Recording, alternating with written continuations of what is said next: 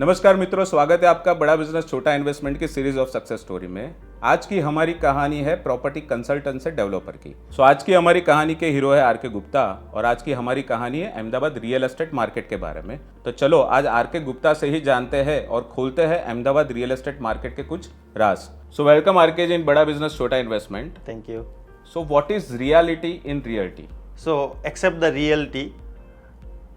आपने अहमदाबाद को बढ़ते हुए देखा होगा और आपने ऐसे बहुत सारे एरिया हैं जिसमें आपने इमेजिन नहीं किया था कि इस एरिया में ऐसा डेवलपमेंट और ऐसे रेट्स आएंगे, जैसे वैष्णो देवी, जैसे झुंडाल, जैसे साउथ बोपल, सेला, सीलज।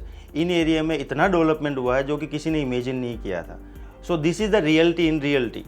सो अगर आप लोगों को ऐसा कुछ लगता है, किसी को लगता है कि मुझे इस एरिया में इन्वेस्टमेंट करना है और कुछ आइडेंटिफाई होता है कि इस एरिया में भाव बढ़ने वाले, तो कर देना चाहिए। ये अहमदाबाद का मार्केट है। तो आर.के. जी, अगर अहमदाबाद में किसी को प्रॉपर्टी में इन्वेस्टमेंट करना हो तो आप क्या सजेस्ट करोगे, रेसिडेंशियल या कमर्शियल?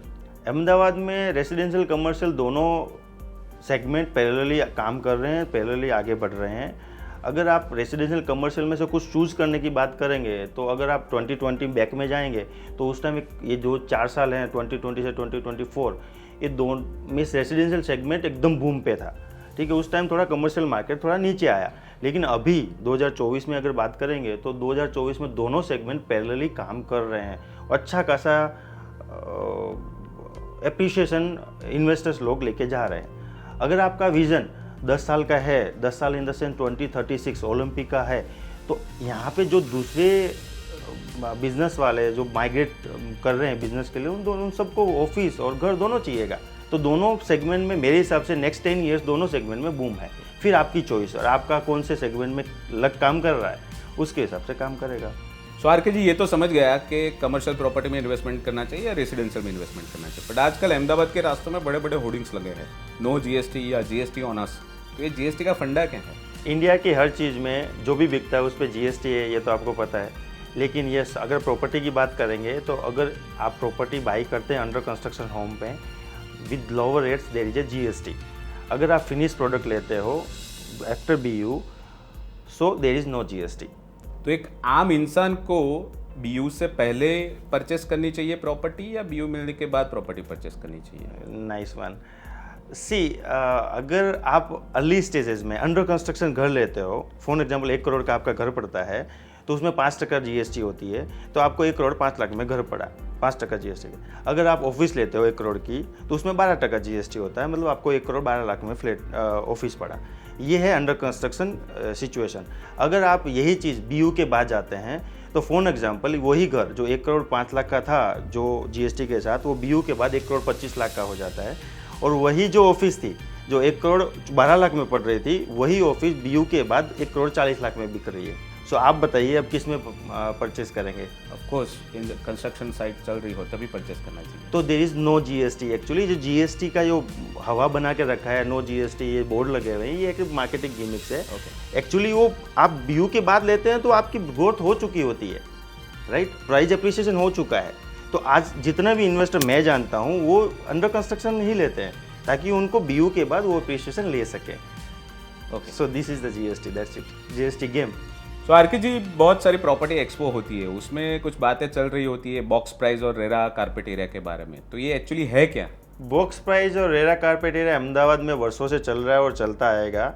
लेकिन आप जब बॉक्स प्राइस की बात करते हो तो अहमदाबादियों के मगज में बॉक्स प्राइस और रेरा कारपेट एरिया बैठता नहीं है।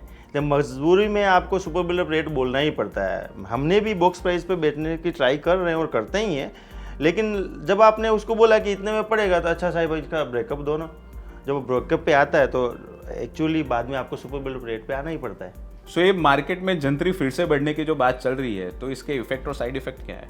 As per the history of जंत्री, जब जब जंत्री का एप्रिसिएशन या जंत्री बढ़ाई है गवर्नमेंट ने, तब तब मार्केट में एक टाइम के लिए पोज आया ही है और आता ही है। वो एंड यूजर्स का माइंडसेट या पीपल माइंडसेट बोल सकते हैं आप उसको, कि यार जंत्री बढ़ गई, रेट बढ़ गई है। और उसका कारण भी है बहुत सारे। अगर जंत्री बढ़ी है तो डेवलपर का खर्चे बढ़ते हैं, लाइक स्टैम्प ड्यूटी, ज़मीन की स्टैम्प ड्यूटी बढ़ेगी, गवर्नमेंट ड्यूटीज़ बढ़ेगी, तो वो खर्चे डेवलपर को एक्स्ट्रा जाएंगे गवर्नमेंट को, तो वो डेफिनेटली उस प्रोडक्ट पे ही डालेगा। ठीक है, तो जंत्री का बढ़ना एंड प्रोडक्ट, मैं ऐसा बोलूँगा जंत्री का बढ़ना एंड यूजर्स के लिए थोड़ा महंगा साबित हो सकता है, बट इन्वेस्टर के लिए अच्छा है। अगर उसने पहले से प्रॉपर्टी बुक करा के रखी है कहीं पर, जंत्री बढ़ी है, तो उसकी पड़ी पड़ी प्रॉपर्टी का अप्रिशिएशन आना है, that is for sure. So RK ji, जिस हिसाब से अहमदाबाद में रियल एस्टेट मार्केट ग्रो हो रहा है, तो क्या मैं अहमदाबाद को नेक्स्ट मुंबई समझूं? क्या सर, आप मुंबई की बात कर रहे हो? अहमदाबाद तो न्यूयॉर्क और दुबई की रेस में लगा पड़ा है। आप मोदी की 5 साल के इंफ्रा डेवलपमेंट की बात करोगे तो उसमें गुजरात, अहमदाबाद ही सेंटर पॉइंट है। तो आरके जी, फेस्टिवल सीजन में प्रॉपर्टी मार्केट कुछ ज़्यादा ही एक्टिवेट हो जाता है और फेस्टिवल ऑफर्स भी मिलती है बिल्डर्स और डेवलपर्स से। सो ये सही में होता है ऑफर्स? यस, ऑफ कोर्स सही में होता है, और ये ऑफर्स अच्छे टाइम पे आते हैं, अच्छे त्योहारों के टाइम पे आते हैं। और इंडियंस आर गॉड फियरिंग, और हम लोग, हमारी जो रूट्स है वो कल्चर से कनेक्टेड है, उससे जिंदा रहती है रूट्स।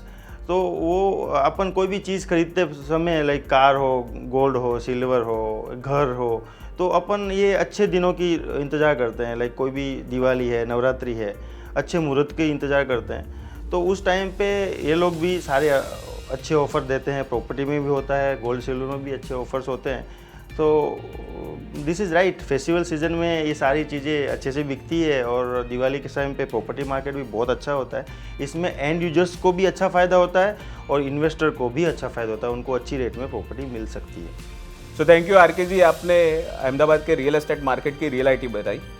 सो चलो मिलते हैं ऐसा ही एक दमदार शख्सियत से, बड़ा बिजनेस छोटा इन्वेस्टमेंट के नेक्स्ट एपिसोड में। तब तक के लिए जय हिंद।